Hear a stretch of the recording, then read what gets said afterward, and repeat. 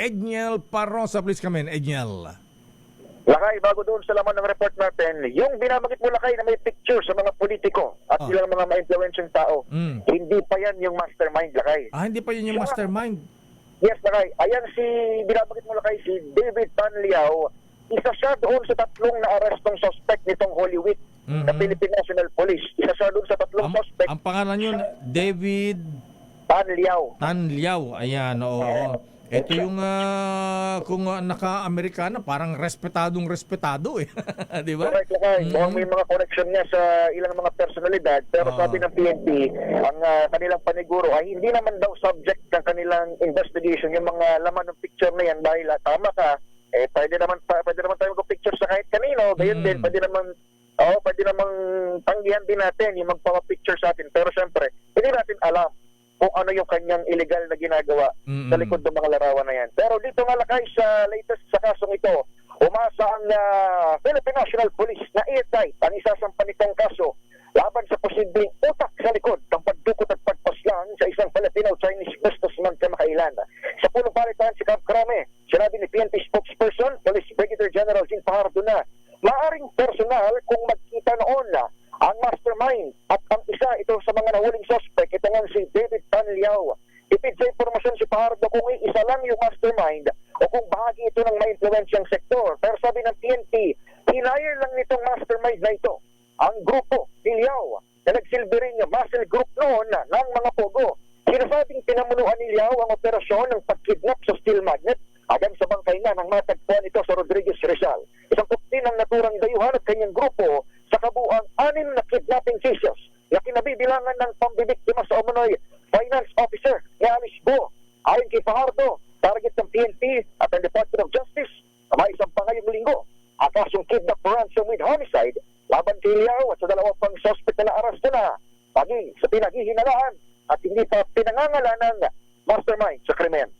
Ito sa Edniel Parrosa. Sino yung may kaso pang inabuso daw yung sekretary ni Mayor Alice Guo ng Bamban? Ito bang si David Tanliao? Yung grupo niya, Lakay. Grupo sila niya. rin yun. Yung muscle group dati ng Pogo, kumbaga ano sila, Lakay, kidnap for hire group sila. Yun ang kanilang sistema. So hindi sila under ng, parang lumalabas, Lakay, na independent group sila na pinamumunuan ni David Tanliao at silang ina-hire ng mga Pogo noon para sa mga ganitong klase na ng krimen. So kung ang tanong, sila rin yung bumiktima noon sa finance officer ni Alice Go at umano'y gumalaw sa kanya sa sexual na paraan. Ito namang grupo rin na ito ay may sinasabi pang mastermind doon sa pinaka-krimen kung mag-focus lang tayo sa pagdukot at pagpatay sa steel magnet, Lakay dito sa Rodriguez Rizal. At saka marami palang kaso ito at merong 7 baril. Lisensyado ba lahat yan? At baka siya nakalaya. Sinong protector nito? Edniel? Tama ka, Lakay. Yan mismo ang pinaimbestigahan din ngayon ng Philippine National Police dahil yung kanyang lisensya, Lakay, type 3 Yung type 3 yung kanyang lisensya. So, kung di ako nagkakamali, parang ilang baril lang pwede niyang pag may-ariin. Tapos, yung kanyang lisensya ay parang years pa yung itatagal. So, ang yung LTAP niya, 10 years. Oo, yung license to own and possess firearms. Correct. Kung may kaso na as early as years ago, bakit pa siya nakakuha nitong lisensya na may 10 years nga na validity? So, isa yan doon sa mga pinaimbestigahan niya ng PNP. Pero sa ngayon, Lakay, may order na si General Marbil ng PNP chief na i-revoke itong LTOP aling yung rehistro nitong si David Tanliao, Lakay. Nawawala pang Chinese na kasama rin sa kidnapping, Edniel. Ano ang update? Tama dyan, Lakay, mayroon pang hinahanap nga at bagamat wala pa masyadong detalye, pero sa press briefing sa Camp Crame at itong pinapakita nating video sa RH News Television, may ginagamit sila, Lakay, kasama sa modus nila para mambiktima ng kanilang kikidnapin. May ginagamit silang Chinese na babae. Wow. Parang inaaya o kinakaibigan yung mga bibiktimahin, inaayang mag-hangout o magkape. At dito na, kapag siguro nakapalagayan ng loob, ay doon isinasagawa yung pinaka-pagdukot. Ibig sabihin, bago pa man yung kidnapping, mayroon ng isang Chinese na babae na kumbaga,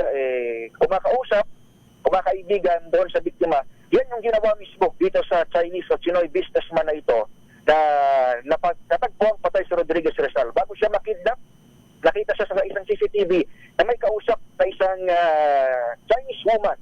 At ito nga raw yung sinasabing ginamit din noon sa ibang mga biktima, makipag-deal o makipag-usap, makipag-kape, hangout pa kumbaga. At kasama yan doon lakay sa inimbestigan ng PNP. Isa na lang, Edniel, yung yung isa pang sinasabi, alam mo ito, nagsisirculate sa Chinoy community, yung isang Chinoy businessman din na may-ari ng malaking supply ng mga construction materials. Anong validation dito ng PNP, Edniel? Wala pa rin lakay formal information regarding that, pero kung matatandaan mo kahapon doon sa mga una nating balita, ay bumuo ng task group itong Philippine National Police, isang task group para sa kidnapping, para kumbaga magsilbi ng template at grupong hahabol doon sa iyo pang kaso, at isang task group din lakay kontra fake news, kasi ang sinasabi nila ay may mga lumalabas din daw na unverified information ng umano'y kidnapping ulit sa social media, at hanggang sa wala pang report mula sa Philippine National Police ay hindi pa natin talaga masabi. Mayroon ng isa na naman na panibagong kaso ng nadukot na isang businessman. Okay, maraming salamat, Edniel. Mula sa Campo Crame, balik sa Ilocay. Daming bayan. Maraming salamat, Edniel Parosa. So,